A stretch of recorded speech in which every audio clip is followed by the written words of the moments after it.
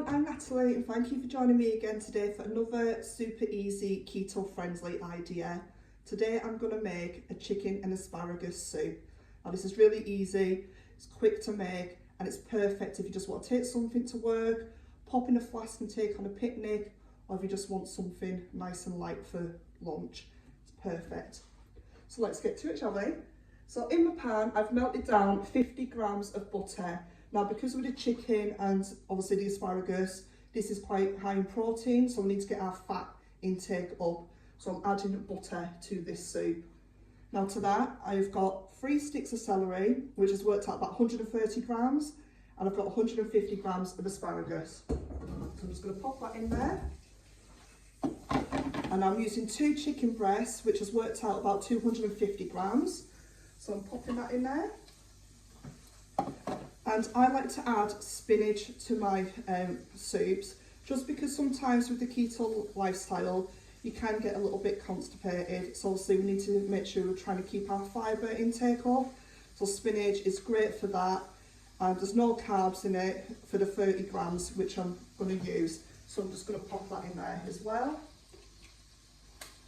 And then to this, I'm going to add 500 mils of my homemade chicken stock. Now I'll add a link to the video to show you how to make that. Again, that is really easy to do. But 500 mils of that, and we're just going to pop that in. And then I'm just going to add some pink Himalayan salt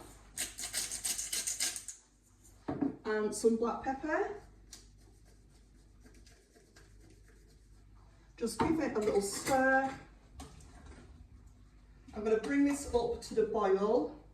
And then once that's up to the boil, so turn your temperature up, so bring it up to the boil, pop a lid on, and then once it goes up to boil, reduce it back down to a medium heat, and we're going to simmer that for about 15 to 20 minutes till the veggies and the chicken are cooked. We're going to turn it right down, about 20 minutes, right down to low, and then we're going to add 60 mils of cream to this. So while that's cooking, pop your kettle on, put your feet up, have a nice brew, and I'll see you in a minute. So it's been 15 minutes and I've come back to check on my soup, which the vegetables and the chicken have cooked through nicely. So now I've turned the temperature right down low, and I'm going to add 60 mils of cream, which is 4 tablespoons. I'll put that in. Put that down there. Just give that a stir through. Pop the lid and then let that cook through for another couple of minutes, and then we're going to take it off and then we're going to give it a good blitz.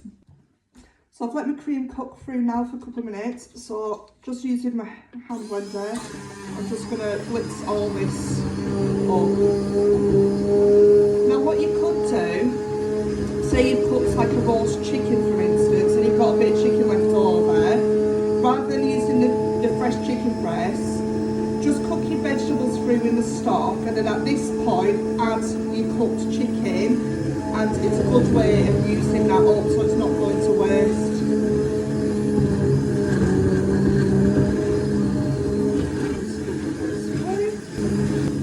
It's going nice and creamy. So there we have it guys, I've just finished blitzing up my soup and I've now popped it in a measuring jug.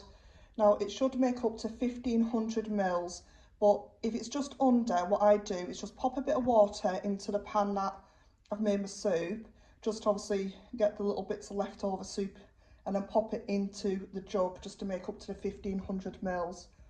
Now for this whole soup, there's 6 grams of carbs, 82 grams of protein, 78 grams of fat, and 1070 calories. Now I divide this up into 3 portions, which works out at 2 grams of net carbs, 27 grams of protein, 26 grams of fat, and 357 calories. But say you can divide it up into as many or as little portions as you want to. And as you can see there, I've just added some extra cream just to give it a little bit more fat intake. And sometimes I have one of my little 90-second micro mug breads with this as well, just to get another good source of fat intake in there as well. There we have it. creamy chicken asparagus soup. Thank you so much for joining me, guys. See you in the next one. Bye now.